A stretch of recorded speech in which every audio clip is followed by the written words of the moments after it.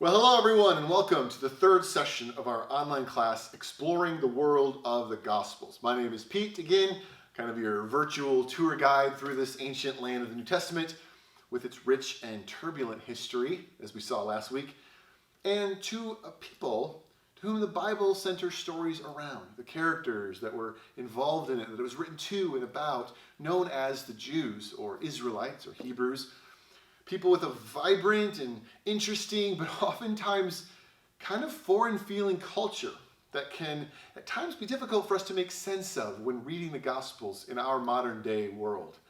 So that's what our time together is all about. Taking a look at their world and their history, their traditions, and their very different culture, and their beliefs, so we can better understand what the Bible is telling us in its fullness. When you open a book like Matthew, Mark, Luke, or John, and you read these stories of Jesus interacting with these people, the things they're saying and doing, they come alive in new ways when you understand who these people were in their culture. And last week we did a very quick, very high altitude flyover of their history, 2,000 years and a half hour, no big deal, beginning in Genesis, going all the way up to the Old Testament and beyond, right up to the beginning of the first century, right at the time of Jesus. And much of what we covered will continue to come up today and next week. So I would really encourage you, if you didn't watch session 2, go back and watch it. It'll make a lot more sense of everything we're doing, where we're going. It's all based in their history, all right? But our focus today, we're going to zero in on these people known as the Jews. And we're going to start by talking about their belief system, or what we might call their religion. And we'll get into this more. Now, this is hugely important, okay?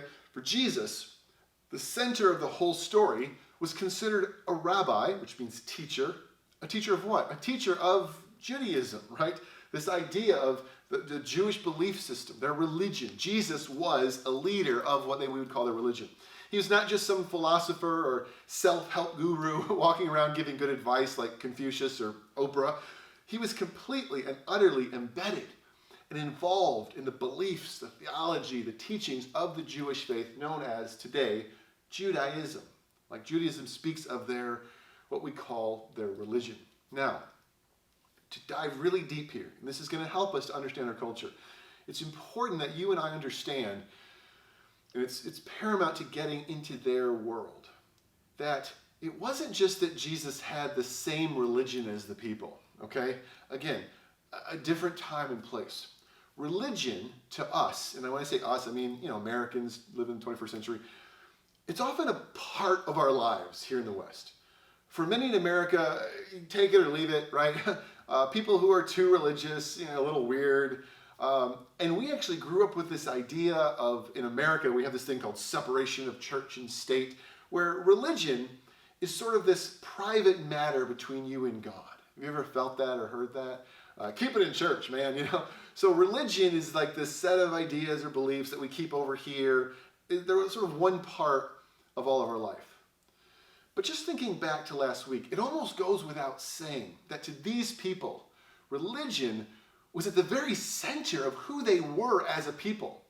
And at the very center of everything Jesus said and did. It's all about what you and I call religion. But so much so, they didn't even have the word religion. That's why I have it in quotes. That we made that word up later. They had no verbal counterpart to speak of a system of beliefs, like a Judaism, right? To the Jewish people, life was religion, because their lives were marked and led by God. So what we call religion to them was their very identity, their existence.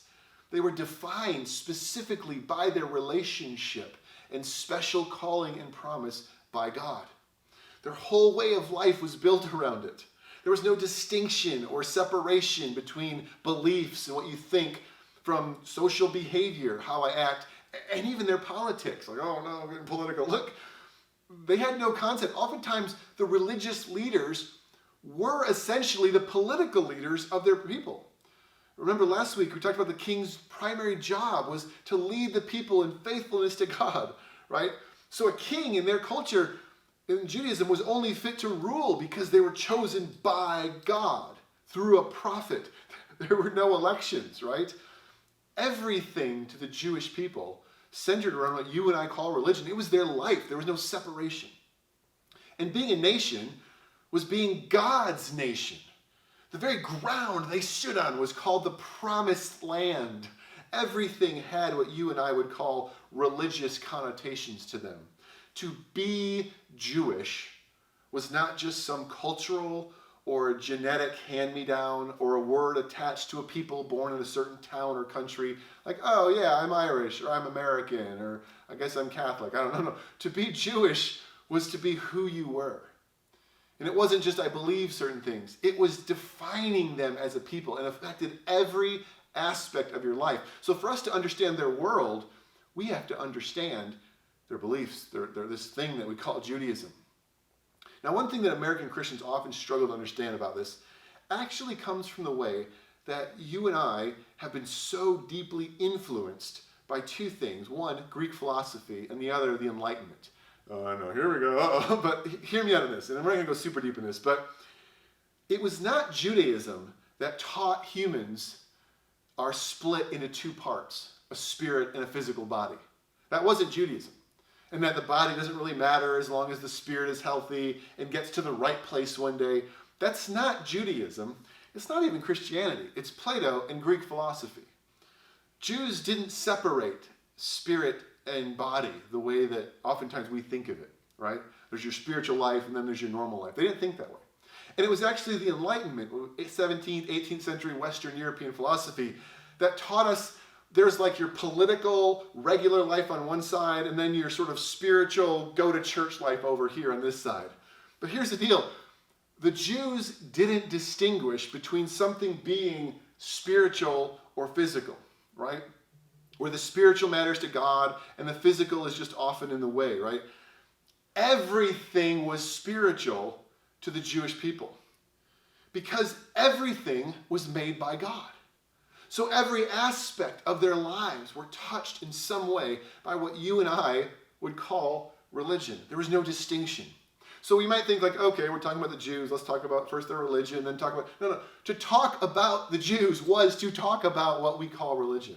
You can't understand them if you don't understand this. So again, to fully grasp the New Testament and its world, a book written to, about, and mostly for Jewish people, we first need to understand just what Judaism was, what all they believed, and to really notice that discussing their religion is not to just touch on a small part of their lives, one of many. It's to dive directly into who they were as a people. In order to understand how they believed, talked, interacted with Jesus, with each other, requires us to understand these beliefs and practices, what we call Judaism. And so that's what we're going to start with today. We'll begin with the basics, the central ideas they all held to. We're going to start with the idea of Judaism, what we would call their core beliefs. And when I say core beliefs, we're talking about things that we hold as most certain. That which sort of underlines everything else we believe, like our primary beliefs. Now, it almost goes without saying that asking what an entire group of people believed is difficult at best and near impossible at worst. Again, we've already established that Judaism wasn't at its core just a system of beliefs anyway. But there was diversity among that. And just like asking today, what do Christians believe? It can kind of make your head spin, right? We're arguing all the time. So too was there a lot of disagreement among the Jewish people as to how certain things should be interpreted, practiced, or lived out. They didn't agree on everything, just like Christians today. They fought, they argued, they even split into various groups and sects over the different interpretations and the extent to which something needed to be followed, as well as how they should be behaving politically and all the things that you and I as Christians still kind of argue about today. There was disagreement, right? They didn't see eye to eye on everything. So to say, or to ask the question of what does a Jewish person believe in the first century is really difficult. You can't just do like one stroke of the pen, well, everybody believed these 75 things. However, despite all their disagreements, there were actually some things that we can step back and safely say, look, they disagreed over stuff, but here are some things that all Jews believed. Ideas or basic, what we call core beliefs, okay? Core beliefs that everybody held to. that every person who would have ever called themselves a faithful Jewish person in Jesus' day would have said, well, we disagree with these things, well, but yeah, we agree with that. Kind of like as a Christian today, we might argue over things like predestination and, creation and the rapture and all that stuff, but we all believe that Jesus was the Son of God. There are core basic things. So too did Jews have some that there are no disagreements over if you called yourself a Jew. And in a sort of big overarching way then, I want to give us three essential core belief ideas that they're all tied together and they stand at the heart of Judaism. And if we can grasp these three big ideas, it sort of makes everything else make a lot more sense. They're like the basement, the bedrock that everything else is built upon. And you can get lost in their arguments, things, but no, if you get these three things, so much more makes sense. And the first is the biggest and the most important one, what we like to call monotheism. And this word literally means one, monotheism, God. One God, right? Now, while it may not seem like a big deal to you and I, it is huge, and it separated Jewish people from all other peoples of their day for two reasons. First, in the ancient world, the cosmos was full of other gods. They were everywhere. And this was called paganism. Paganism or polytheism is the belief that there are multiple different kinds of gods. And so every culture and nation had their own gods. There were even local city gods, national gods, even personal family gods that you would worship. This is called paganism. And these gods all sort of ran the world and kept things moving and were responsible to make sure the sun rose and the rain came and all that kind of stuff. Different natural phenomena, sunshine, birth, crops, so on and so forth. The gods were sort of managing and keeping it all running. And different cultures would view them slightly differently, have their own names for them. But mostly this is true of all the ancient world. They were all pagan, right? Following the Greeks, who had their pantheon, the Romans of Jesus' day had their pantheon of 12 gods, mostly taken from Greeks. But they were open to more. They didn't only have 12. And while different ethnic groups may have held a special loyalty or affinity towards a specific god, Egypt's primary god would have been the sun, and the Greeks put Zeus at the top. Oftentimes, you would actually worship or honor whatever god you needed something from at the time. So while Jupiter may have been considered the head chief god of Rome, this never implied he was the only god Romans or others in the Roman Empire could or would worship. He was just one of many and had his place. It would have been silly to say, well, only worship Jupiter. Why would I only worship Jupiter? There's lots of gods, right? Not only are there lots of gods, the gods all do different things. Who can even count them? But we just know they're in charge of stuff. So what you should do is you should worship the god that you need something from at the moment, right? If we're headed off to war, we will say a prayer to Mars, the god of war, or Ares in the Greeks. You're going on a sea voyage, right? You want safety. You'll pray to Neptune or Poseidon. You need someone to fall in love with you. Just ask Venus or Aphrodite. Looking to have a baby, go to Juno's temple, right? It depended what I needed because the gods had different responsibilities. So pray and honor and worship whichever one you need help from at the time. Give special adherence to your national or family god that you might hold a special relationship to. But try your best to just keep them all happy, right? Because you never know when you might need one of them. You don't want God angry at you. That is a quick summation of paganism. Well, how do we keep them happy? What do they want? Well, good luck. It was a mess. Nobody knew. Everybody was guessing. We don't know what the gods want. But here's the point. Just imagine how a Greek or a Roman felt when they would interact with these weirdos who went around saying they only worshipped one God. Well, that's odd. Which God is he, right? Side note, that was Moses' question when first meeting God at a burning bush. What's your name? Which God are you, right? I know lots of gods. Which one are you? What if you need something but your God can't help you? You mean you're not allowed to go to Aphrodite or Juno or somebody else? This made no sense to them.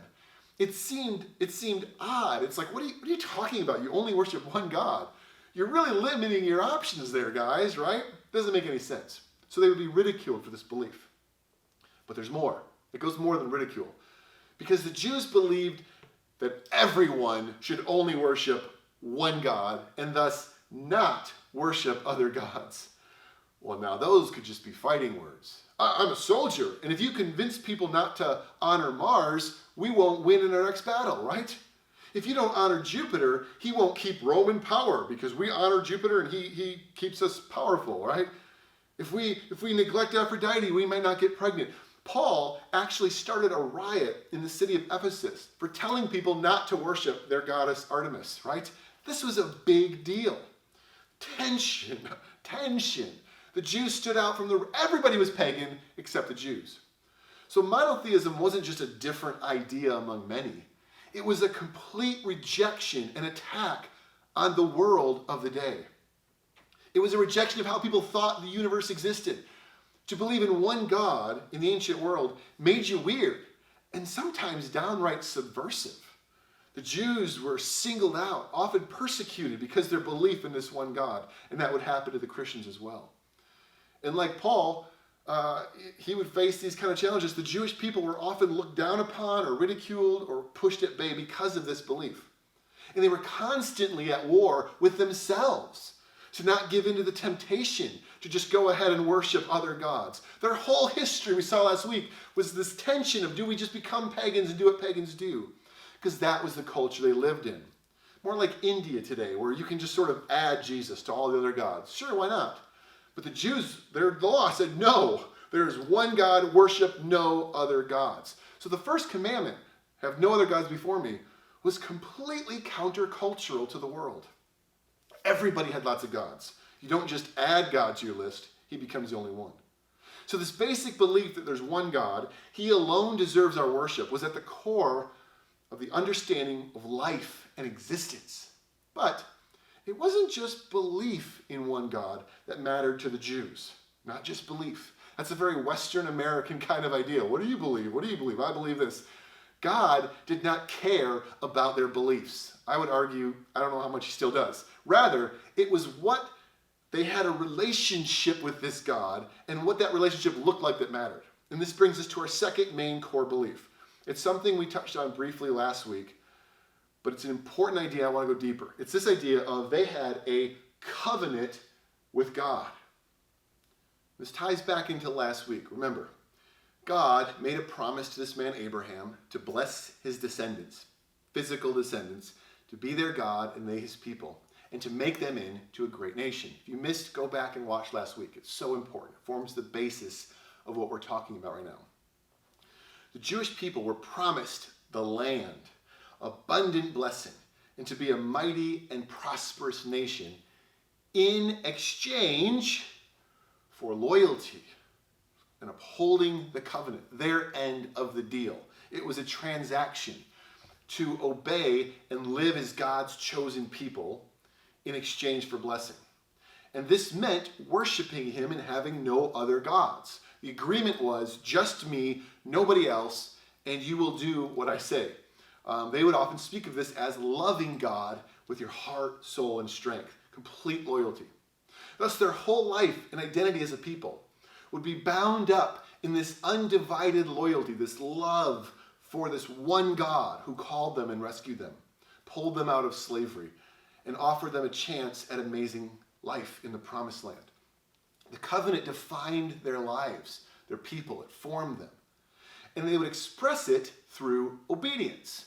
For to love God and worship him alone was to uphold the covenant, their side of the deal. And to uphold the covenant, this agreement, here's what it meant. It meant to place yourself under God's rule, to submit yourself to him as the one who now leads your life. Now, the rabbis would often speak of this as taking on the yoke of the covenant. A yoke was this piece of wood that would tie animals into service. So you could make them plow fields and things, and it would help you direct them. It would essentially, sometimes it was a symbol of slavery. It was a symbol of control. And they would say, God, you're taking this upon yourself. And they would use this idea because in a sense, you were choosing to surrender your right to self-rule, to live how you want, and instead, upholding the covenant meant allowing God to lead and direct you. You're giving up your right to freely roam and do whatever you want. And you're taking upon this idea that God is now in charge. So for a Jewish person, loving God and being loyal to him was to accept God's reign and rule and everything he wants from you. And this is the heart of the first commandment, to love the Lord your God with all your heart, soul, and strength. Worship him alone. Heroes are there's one God, have no other gods, love him with everything. Have no other gods, including yourself. He's in charge. That's what it means to be Jewish. God is king. You aren't, right? So again, we can see that by their very existence as a people, they were formed by this covenant agreement. Their religion was formed and built around who they were in relationship to God. As a nation, they were a people because of the covenant with God. And everything about their way of life centered around what it meant to be blessed by God and how to properly be loyal, how to carry this yoke of God's rule and reign on your life. And this brings up our third and final core belief, because their side of the agreement came with a completely different way to live, a new way to behave and interact with God and one another, all of which mark them out from the nations around them. Saying yes to the covenant to take God's yoke upon you wasn't just some philosophical, fuzzy attitude of the heart. Okay, yeah, I believe God is real. No. It was saying yes to a very clear and a very specific set of guiding rules. For what did it mean to be loyal and uphold and carry the yoke of the covenant? What did obedience look like? Well, God gave very specific instructions in what became known to the Jewish people as the Torah, or the law. Now again, this is something we also touched on briefly last week, but something that we need to unpack deeper and dive in more to it, both here today and continuing into next week, because this now becomes their life, their culture, right? So the Torah, first, it specifically refers to either the first 5 books of what we call the Old Testament, or to the laws themselves that are written in it. Some of the books are narrative or story, but the laws are the Torah. The things that God said, do this, don't do this, all right? Okay, some Jews believed that later writings and oral traditions of the prophets, like Isaiah and others, were authoritative, and that was also God's word, like Torah. Not everyone agreed with that. We're talking core beliefs. All Jews believed the law of Moses, with the 5 books that they say attribute to Moses. These were the Torah. Everybody believed that. They would fight, disagree. We'll talk about that more next week because it did create some divisions. But either way, the main point is all Jews believed God had given them directions, and that obeying Torah was upholding the agreement. Blessings, nation, obedience. That's the agreement. How do you obey? Torah. So these laws or rules or guide is kind of what Torah means. This way, direction. Make up how to appropriately relate to God and how they were to be distinct and unique among the people that they lived around, their neighbors. We'll talk about that more next week. And most importantly, it talked a lot about ethics, right? Morality, what you should and shouldn't do, how to behave as a person, how to treat and interact with other people. Jewish law thus included God's directives on personal, family, social life, right? Not just religious practices, though it covers it. It's every part of your life is dictated by the Torah. So to understand these people in their world, you've got to understand why they followed Torah and what Torah was. And we're going to break down a lot of the specific details of it next week. We're going to get really deep in it in some ways. But the main thing is, I want to pause here for a moment because there's something quite profound in this that we're in danger of missing. And it's this sentence right here, if you can see it on the screen. God spoke to his people. Now that seems perfectly normal to you and I, right? We're, okay, whatever. Because we've grown up in a world that has been so influenced by this. It's just sort of like, okay, whatever. But the reality is, when it comes to understanding their ancient world, this was not normal. I mean, right off the bat, the people around them would have been like, what do you mean God spoke? He told you what he wanted you to do? The gods don't do that.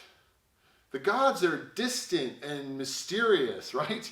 Nobody thought of their religious writings as laws with direct divine origin. They were more like hopeful guesses or an attempt to try to make the gods happy. We're all just shooting in the dark here as to what they actually want. We don't know. But wait, you Jews, you actually believe that your one all-powerful God who created all things spoke to you directly and gave you specific instructions that you've written down and you follow? That's crazy, right? Now you hear it, you're like, well, yeah, we got our Bible, but that was unbelievable at the time.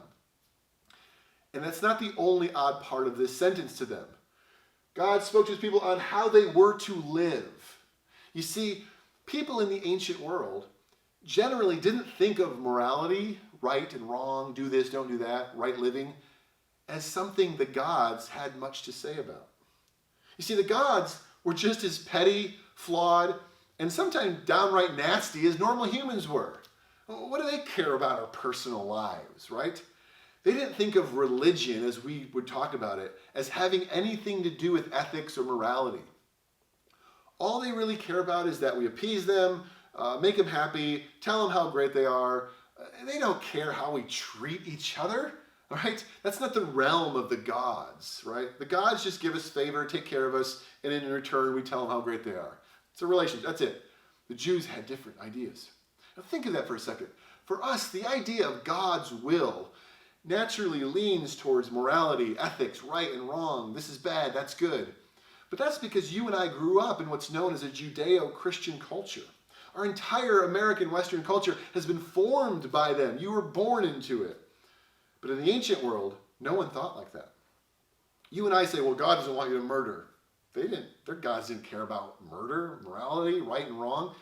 They just wanted to be worshipped because they're vain and egotistical like all powerful people. But as far as your personal life, who cares? Do whatever you want. Do what feels good, basically. That was kind of the motto, right? Treat people however you want. Have sex with anyone that makes you feel good. The gods do it too, right? Money, power, personal glory. That's pretty much all the gods care about. That's who they are. So yeah, whatever, do whatever you want. Humility, kindness, care, love, the gods had nothing to do with any of that. Now, there were some philosophers who saw giving into your cravings as destructive and you should control yourself. And they taught that you should live better because it's a better way to live, what they called virtue. But here's the thing, that wasn't because of the gods. They just kind of thought it made sense. It wasn't like, well, the gods said that we shouldn't do this. They didn't believe gods did that. Who knows what the gods want? We don't know.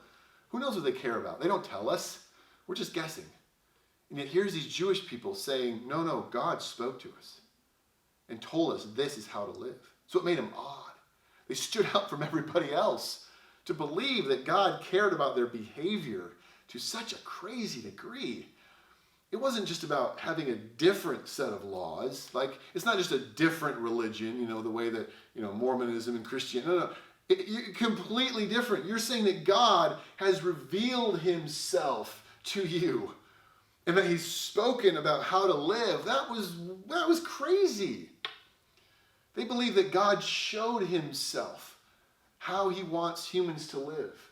And in doing so, he actually revealed something about himself. The Jewish people believe that God showed himself when he spoke to people. It revealed what God is like, and that's what we're supposed to be like. When God said don't murder, it said something about how God feels about human life. When God said to love your neighbor, it meant something about kindness that is true of God. So unlike everyone else of that day, these Jewish people had the audacity to believe that God actually has an opinion about your personal life, how you treat other people, how humans should generally behave, and what it was all tied to who God actually is. That in itself made Judaism radical, different from paganism. Some might say it makes you a little radical today. We won't touch on that. And this is why all the empires and leaders had so much trouble understanding these weird people. There's all this conflict because the Persians, Greeks, and Romans, they saw religion and gods and worship as just kind of one part of life. Don't get too worked up about it. Make sure you make them happy and then live your life. They didn't understand these obsessed, crazy, radical Jews who thought their one God had so much to say and rules and all this stuff. You would have looked at, what is wrong with you people? It created constant tension among Jews and others. And of course, upholding the covenant and loving God through obeying Torah guided every aspect of a Jewish person's life. It defined them as a people. It was central to their identity. You can't talk to a Jewish person and get to know them without getting to know what they believe, right? The creator of all things spoke to them, told them he's the only God. No one else should be worshipped. And you will be blessed if you follow his laws. And here they are. That was unique. And so they lived a different way, the way that Torah told them to. And for them, faithfulness, obedience to the law is what was expected of the Jews on their side of the covenant. And doing so would bring blessing, right? Not doing it would bring curses. They would lose the land. This was all at the heart of them. Religion was more than what you thought. It was more than just a belief system. It was how you lived your life among other peoples of the world. It affected every decision that you made, especially these Jewish people.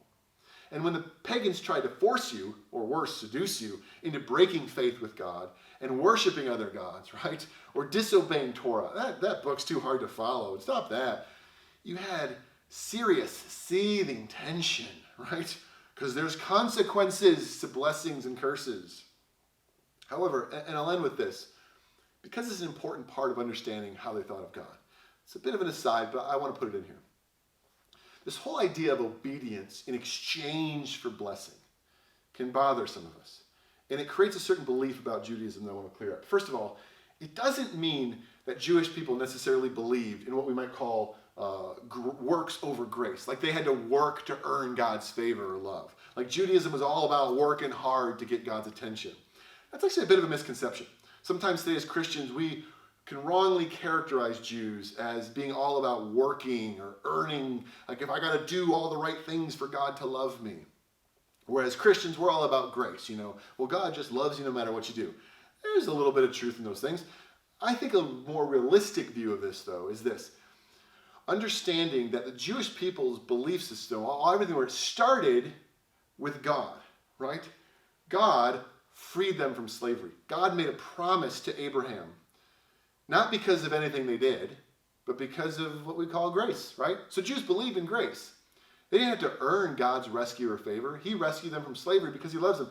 He brought them back from exile because he loves them, not because they were good people.